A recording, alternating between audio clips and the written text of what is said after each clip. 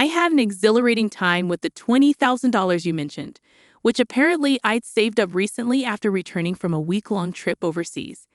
My mother-in-law, Isabella, called me, sounding triumphant about the money. Confused, I couldn't recall having such a substantial sum on hand. As a freelancer, I do have some savings for emergencies, but nothing close to $20,000. Besides, my banking card was safely with me, and I wouldn't leave such a large amount lying around. Isabella claimed I had given it to her, so she helped herself from the sideboard drawer, assuming we were well off. Grateful for the gesture but perplexed, I assured her it was fine, despite not comprehending the source of the money. However, clarity came when my husband Anthony returned home, revealing the truth about the mysterious funds a month later. Isabella's relentless calls followed thereafter, numbering over 80 attempts to reach me. Although I chose to ignore most, one call caught my attention due to her persistence. Frustrated, Isabella accused me of disregarding her, which I found ironic given her repeated demands for money. Allow me to introduce myself. I'm Scarlett, a 32-year-old freelance jewelry designer with a longing for children, though my career keeps me occupied. My husband Anthony, also in his early 30s, used to hold a corporate job but now manages my business endeavors. Despite our success, Isabella, who resides alone in her family home, remains convinced we live in opulence and frequently requests financial assistance. Our journey wasn't always smooth sailing. Initially, Anthony supported us with his job, but as my design career blossomed, he transitioned into managing my affairs. With his help, we secured deals with prestigious international brands. However, Isabella fails to grasp the intricacies of our work, mistaking our business engagements for leisurely indulgences. She yearns for a lifestyle akin to ours, oblivious to the sacrifices and obligations it entails. Isabella's requests for extravagant parties or luxurious outings mirror her misunderstanding of our reality. While I could afford to fulfill her wishes, I'm bound by numerous commitments and expenses. Despite our apparent glamour, every event and outing serves a professional purpose, not merely a display of wealth. Unfortunately, Isabella's inability to comprehend this continues to strain our relationship. Despite my persistent refusals, Isabella's relentless requests often find a weak spot in Anthony, her son, who occasionally succumbs to her demands for money. If giving her a little money keeps her quiet, then it's a small price to pay, he rationalizes. For Anthony, it's more convenient to placate her with cash than to endure her disruptions to our work. However, rather than quelling her desires, each concession only fuels Isabella's escalating demands, leaving both Anthony and me exasperated. Recently, she insisted on a new dress for an upcoming gathering she'd been invited to. Wouldn't a two-piece suit suffice? Anthony proposed, attempting to reason with her, recalling past instances where she insisted on expensive attire. But Isabella remained adamant, insisting on nothing short of luxury for the event. Everyone will be dressed to the nines. I can't afford to look shabby, she argued, dismissing the notion of thriftiness. As if that weren't enough, Isabella also demanded a matching bag, further adding to our frustrations. Anthony, seeking a solution to her incessant demands, had previously arranged a credit card in Isabella's name, specifically for her expenses. Initially, she abused the privilege, overspending recklessly until Anthony intervened, imposing restrictions and urging her to seek approval before major purchases. Despite his efforts, Isabella's impulsive spending persisted, leading to exorbitant bills that Anthony was left to settle. Though the card bore her name, it was Anthony who bore the financial burden. Isabella's misconception that the card equated to unlimited funds exasperated Anthony, prompting him to impose spending limits. A credit card isn't a bottomless pit of money, he reminded her, exasperated by her disregard for financial responsibility. Caught in the midst of her whims, Isabella's frustration was palpable when her spending privileges were curtailed. "What the heck? I couldn't pay for my shopping the other day," she exclaimed, failing to grasp the consequences of her unchecked expenditures. Isabella stormed in, berating us for the struggle with payments due to her overspending. "We've lowered your monthly limit," It's still sufficient, right? Anthony attempted to reason, but Isabella remained unconvinced. Just because you say so, you two are still dressing up and going to fancy places. How is what I'm doing any different? She retorted bitterly, failing to discern the disparity between our professional engagements and her extravagant desires. Despite imposing restrictions on her credit card, Isabella's discontent persisted, occasionally venting her grievances to Anthony during her visits. Yet, for a while, life carried on without significant hitches. As the year drew to a close, a promising opportunity emerged in my career, a proposal to expand business dealings overseas. Excited by the prospect, I saw it as a chance to elevate my status as a designer. However, amid the anticipation of this new venture, concerns arose about Isabella's reaction. Given her past behavior, the possibility of her wanting to accompany us seemed plausible. We broached the subject delicately with her, but Isabella remained skeptical, accusing us of planning to live lavishly abroad without her. Exhausted by the circular argument, we conceded that she couldn't join us permanently. Instead, we offered to fund a week-long trip for her, hoping to appease her desire for luxury. Isabella accepted with mixed emotions, but the tranquility was short-lived. Days later, as Anthony busied himself with arrangements for our overseas move, Isabella returned, requesting funds for shopping during her trip. "What about the card Anthony gave you?" I reminded her, weary of the ongoing cycle of demands. I inquired, aware of the existence of a card she was meant to use. "That's the thing," Isabella confessed. "Anthony finally took it away from me the other day. It appeared she had been reprimanded for overspending and had the card confiscated. I speculated that Anthony might have been concerned about potential misuse, particularly with fluctuating currency rates overseas. However, I didn't have that kind of money readily available either. I can't give you money without Anthony's approval. Can you ask him?" I suggested. Isabella dismissed the idea, insisting it was futile. "That's why I'm asking you," she retorted, raising her voice as she left, leaving me perplexed. As New Year's approached, Isabella embarked on a 7-day trip abroad.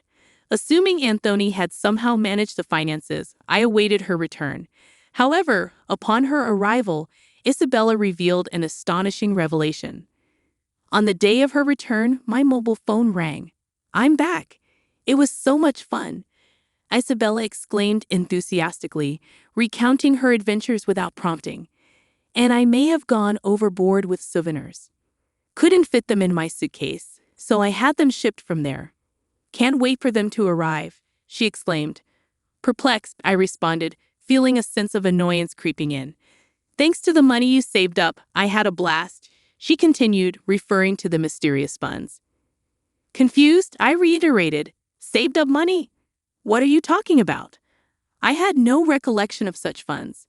While I did have savings for business emergencies in my bank account, Isabella couldn't have withdrawn cash from it. Isabella persisted, claiming she found the money in the sideboard drawer of our house. $20,000, she clarified, leaving me baffled at the notion of such a large sum stored at home, especially without my knowledge. I addressed Isabella sternly. "I'm not sure what money you're talking about, but if you took it from our house without permission, that's theft, even if you're family. Do you understand?" Her response was unsettlingly nonchalant. "That's why I'm telling you now that I used it," she replied, unabashedly, justifying her actions with a post-factum report. Frowning, I emphasized the severity of the situation. "I have no idea about this money, but if you took it and used it without saying anything, it's a crime. And if it was something Anthony had set aside for an important deal, it's even more serious."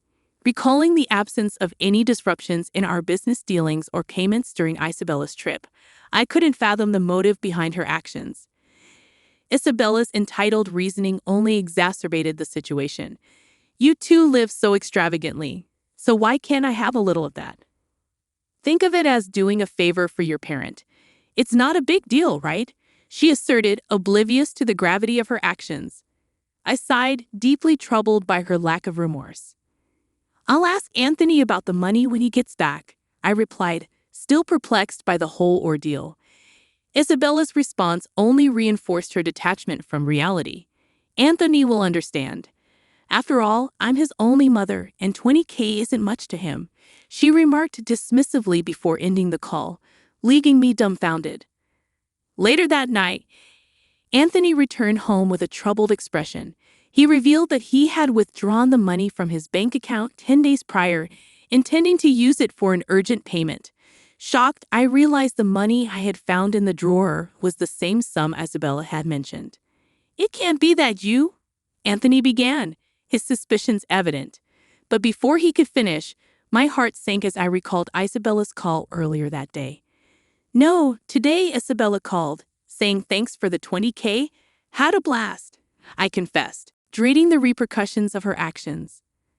I struggled to comprehend what my mother-in-law had done. So it was Anthony's money after all, but what was such a large amount meant for? "Hey, if it wasn't for a business payment, we've been doing bank transfers for a long time, right? Why cash all of a sudden?" I questioned, still puzzled by the situation. Realizing it was Anthony's money but still lacking clarity, I turned to him for answers. "So, Mom took it without saying. Then it's her fault," I suggested, seeking confirmation. Anthony began to explain the circumstances behind the large sum left at home. After limiting Isabella's credit card amount due to her secretive borrowing, which included consumer finance and credit cards she had opened behind our backs, Anthony decided to repay her debts discreetly. Although if I gave her cash, she'd spend it herself, so I planned to pay the institutions directly, Anthony elaborated. Concerned about maintaining trust with our business partners and for bookkeeping purposes, he opted for cash payments to avoid leaving a trail in our bank accounts. Supporting Isabella's overseas trip was akin to a parting gift, as we wouldn't be able to provide for her as before after relocating abroad.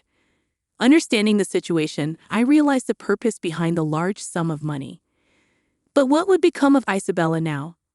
Debt collection notices and payment demands will probably start coming soon, but since she spent it herself, there's nothing we can do, Anthony stated matter-of-factly. As we prepared for the move, Isabella's incessant calls to my mobile phone persisted. Despite Anthony's advice to ignore her, the frequency of the calls made it impossible to disregard. When I counted, there were as many as 80 missed calls from Isabella almost every day. It was enough to raise concern. Just as I pondered over it, my phone rang again. Hesitant, I missed the call, but it didn't take long for it to ring once more, prompting me to answer. "Why aren't you answering my calls? I've called so many times." Isabella's voice quivered, sounding almost on the brink of tears. "I'm sorry, I've been busy with moving preparations." "What's wrong?" I attempted to soothe her, urging her to share her troubles. "It's not just what's wrong. They're asking for money, payments almost every day. It's too much," Isabella lamented. Concerned, I inquired if she had contacted Anthony. "He seems to be blocking my calls. I can't get through to him at all. Scarlett, you're my only hope now. Please help me," she pleaded, catching me off guard. I was taken aback by the realization that Anthony had taken such drastic measures with his own mother. If he had used the money he had prepared to pay off Isabella's debts, this situation wouldn't have arisen. Now, Isabella seemed inundated with collection letters from finance companies and consumer lenders, with relentless collection calls leaving her feeling helpless. It was a scene I had never witnessed before, something I had only seen in dramas. I'll mention it to Anthony, but I can't guarantee what he'll do. A mother in trouble, it's a son's duty to help, right? Please ask him for me, okay? With that, the call ended. However, the reality was harsh. We needed funds for our business expansion overseas, and we couldn't afford to help Isabella. Moreover, it was her own fault for misusing the money Anthony had set aside to settle her debts. When I informed Anthony about the call upon his return home, exhausted, he dismissed it coldly, showing no inclination to assist his mother. I had every intention of resolving things with Isabella before our departure, but she squandered the opportunity herself. It's true, the money was initially earmarked to settle Isabella's debts, but she opted for a lavish trip instead, leaving no room for excuses. Despite her continued calls, I made the difficult decision to block her number, following Anthony's lead. Though I wished I could aid her, if Anthony chose to ignore her, there was little I could do as his mother. Meanwhile, the day of our move overseas loomed closer, demanding my attention for packing. Surveying the still cluttered room, I reflected on Isabella's recent actions. It seemed she had sold her house to alleviate some of her debts. But it wasn't enough. In addition to the $20,000 Anthony had intended to repay, she had hidden further debts. The magnitude of her financial obligations was staggering, exceeding even the proceeds from selling her property. "Hey, our family home, it's gone. Are you okay with that?" I asked Anthony, noticing a tinge of sadness in his demeanor. Losing the house where one grew up must have felt like a profound loss. Having experienced the early loss of my parents' house, I empathized with the sense of displacement. Unlike me, Anthony had lost his sanctuary due to his living mother, a circumstance I couldn't even begin to fathom. Now residing in a modest apartment, Isabella struggled to repay her remaining debts with a part-time job. At her age, finding work must have been challenging. While I harbored some sympathy for her situation, the repercussions of her reckless spending were undeniable. Even for the elderly, accountability for one's actions remained paramount. As my business flourished overseas and opportunities continued to arise, I found myself inundated with offers from unexpected quarters. Grateful for the newfound success, I juggled a hectic schedule, leaving little time for rest or exploration. Anthony, too, was occupied with various responsibilities. In the midst of it all, the prospect of starting a family still felt like a distant dream, a thought that lingered as I gazed out at the foreign cityscape beyond the window.